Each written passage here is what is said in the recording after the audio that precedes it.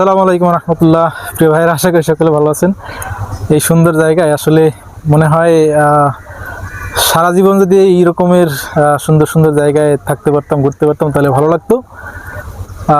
আজকে এই ভিডিওতে একটা অফিসিয়াল বক্তব্য দেই মজার ছলে। সেটা হচ্ছে যে এত ভালো লাগার একটা জায়গায় আমরা ছোট্ট একটা অফিসিয়াল কাজ শেষ করছি এবং সেই সাথে সেই কাজের ছোট্ট একটা বিবরণী আমার সাথে যিনি আছেন মোহাম্মদ নজরুল ইসলাম। তো নজরুল ইসলাম সাহেব আমাদের প্রতিষ্ঠানের একজন অন্যতম প্রতিষ্ঠাতা সদস্য। নিশ্চয়ই আমাদের প্রতিষ্ঠানের বাকি সদস্যরা এই ভিডিও দেখবেন এবং তারাও এই আনন্দের জন্য উৎসাহিত হবেন এই সমস্ত জায়গায় ভ্রমণ করার। প্রিয় নজরুল ভাই, বলেন আপনার এই ভালো লাগার জায়গাতে কি অনুভূতি আপনার? আসসালামু আলাইকুম রহমতুল্লাহ বারকাতু। তো আলহামদুলিল্লাহ, আমরা তো কাজের ফাঁকে একটু সুন্দর কিছু জায়গা আছে আশেপাশে আমাদের রাঙ্গুনিয়াতে। চিটাগাং অনেকে জানে রাঙ্গুনিয়া কোথায়, চট্টগ্রাম। তো আমার মেহমান আসছে, চিন্তা করলাম মেহমানকে নিয়ে কোথাও ঘুরে আসা যাক। তো ওনার একটা ফেভারিট জায়গা, মানে অনেকদিন যাবে যাবে করে উনি একটা স্বপ্ন পোষণ করতেছিল আর কি। আলহামদুলিল্লাহ কেমন কেমন জানি এটা হয়ে গেছে। আমিও আসি না তেমন এই জায়গাটা, আর বিশেষ করে একটা সংরক্ষিত এলাকাতে গেছিলাম আমরা, ওই কাপ্তাই হ্রদে, যেখানে সাধারণ এলাও নাই।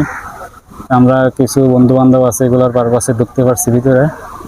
তো পিছনের দৃশ্যটা আসলে আপনারা যদি দেখেন, এত একটা সুন্দর পরিবেশ পুরোপুরি দেখা যাচ্ছে কিনা। এখানে আমরা বসে আছি এই পরন্ত বিকেলে।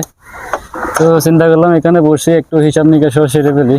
অনেক হিসাব নিকাশ ছিল, অনেকদিন বাকি ছিল, করা যায় না। তো আমির ভাইকে পাইছি অনেকদিন পরে, ভালো লাগতেছে। বিকেলে বসে হিসাব নিকাশও ছাড়লাম। ওই যে কবি সাহিত্যিকরা যেমন বিকেলে বা কোনো একটা নির্জন জায়গায় গিয়ে তাদের মনের ভাব প্রকাশ করে, আমরা সেরকম কোম্পানির কিছু হিসাব নিকাশও করলাম এখানে। তো আপনারাও আসবেন ইনশাল্লাহ। এরকম একটা সুন্দর জায়গা আপনারা এই টিভিতে দেখতে নিতে পারবেন। এই কাপ্তাই হ্রদ, এই রাঙ্গামাটি এরিয়াটা অনেক একটা সুন্দর জায়গা। রাঙ্গামাটিতে সবাই শুনছেন, ইনশাল্লাহ সবাই আসবেন, সবাইকে নিয়ে ঘুরবো। ধন্যবাদ সবাইকে। আসসালামু আলাইকুম রহমতুল্লাহ। ধন্যবাদ নজরুল হোসেন ভাইকে।